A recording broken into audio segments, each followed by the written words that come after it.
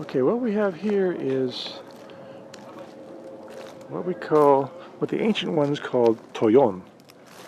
And we usually call it Toyon berry or sometimes Christmas berry.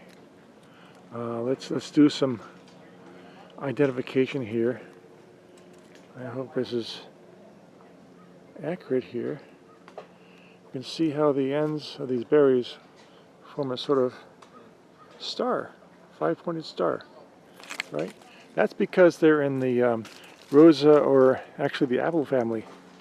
If you cut a apple through its equator and look at the flat, it's going to have a distribution of 5 seeds in that same star pattern. So this is one way of identifying this plant.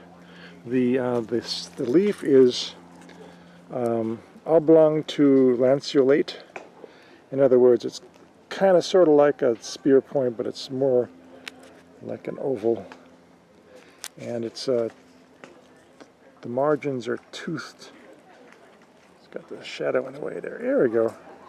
See, it's all jagged on the edge there. If you got that, and you'll notice that the leaves come out of the stem alternate.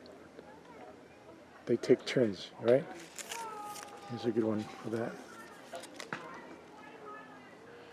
And if you're in the coastal California area, really good chance you've got a Toyon berry. Again, called Christmas berry. The berries themselves, if you squeeze them, let's get this back in the sunshine here. Yeah, moderately firm, and I've squeezed it. A little bit of pulp. It's juicy, but there's not a lot of white pulp. It's kind of yellow inside. Okay, now I can identify it by eating it, but then it may be too late. I mean the flavor, the taste. No particular smell around the plant, but it's generally speaking a large bush or a small tree. And when they appear, usually in an area where there's a lot of sunshine. We need sunshine to ripen. That's that. The the time of year these berries appear is around Christmas time. That's why they get the name. We're around about a week from Thanksgiving, and they've already bloomed. I think they'll actually, bloomed, I mean become ripe. Actually, usually in my area, it's around Halloween that they start turning this color. There's little white flowers, little 5-petaled white flowers, easy to miss in the fall. And I'm going to try out one of these.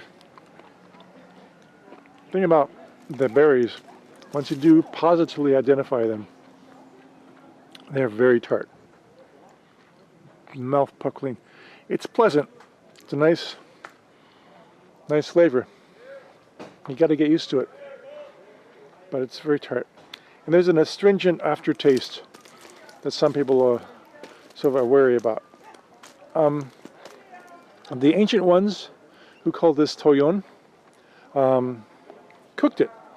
They're not known for eating it raw. That is because the berries in here, just like an apple, are loaded with cyanide, or not loaded, but have certain amounts of cyanide in them. Not enough so you'll poison yourself by eating a couple, but you want to keep it down to a roar. Just like an apple, you don't want to eat the core of more than a dozen apples. You know, 1 or 2 is okay, but if you consume too many apple seeds, you're maybe having trouble. So I guess the ancient ones knew this, and they would cook these berries in some manner, baking them or boiling them up. There's a recipe. It's kind of neat for cider.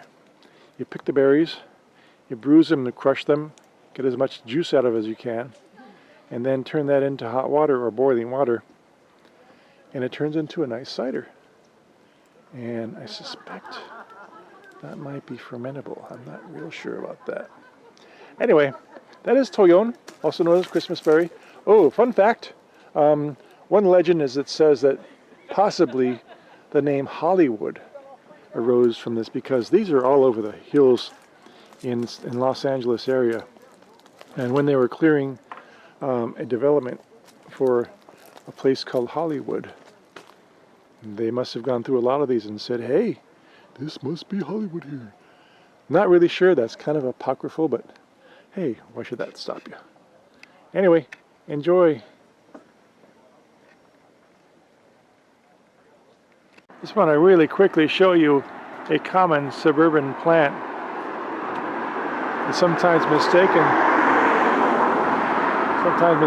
for Christmas berry. And you can look at the shape of the berries themselves. They're sort of flattened over. Oops. Let's look at these again. But most importantly, we're looking at the shape of the leaves, and they're not toothed. The edges of the leaves are not jagged, and looks like they're compound. They're coming.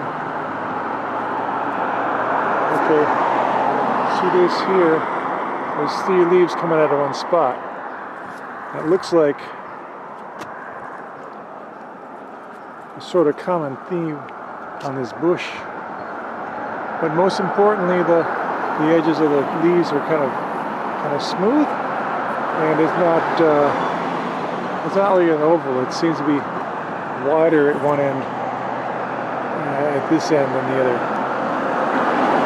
And anyway, there's a common suburban ornamental called Pyracantha, and I'm very sure it's not good to eat. I don't know if it's poison or not, but it's probably not a good idea. And thanks again for watching. If you enjoyed this, please give me a thumbs up. Subscribe if you want to see more. And please share this if you know somebody who's interested in my videos. I'm sure they'll enjoy this too. Thanks so much.